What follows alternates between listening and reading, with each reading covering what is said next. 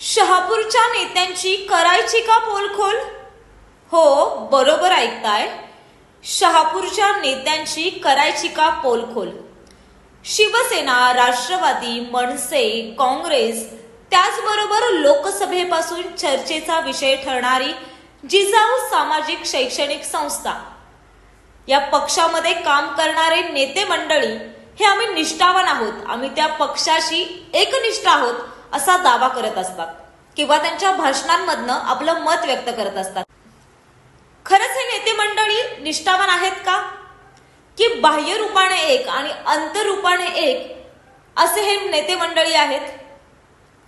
मुख्यमंत्री एकनाथ शिंदे हे जेव्हा 40 आमदार घेऊन गेले तेव्हा सर्वसामान्य जनता ही 50 खोके एकदम ओके अशी घोषणा करत होती किंवा या भाषेची चर्चा चालू होती. मग असेच नेते मंडळी आहेत का? पैसे आतून घेतल्यावर वरून दाखवणारे चित्र वेगळे आहेत का? आणि जर खरंच शहापूर तालुक्याची अवस्था अशी असेल तर सर्वात प्रथम कुठल्या पक्षाची पोलखोल व्हायला पाहिजेत आणि कोणाची पोलखोल व्हायला पाहिजेत? तुम्हाला काय वाटतं? कमेंट करून नक्की सांगा.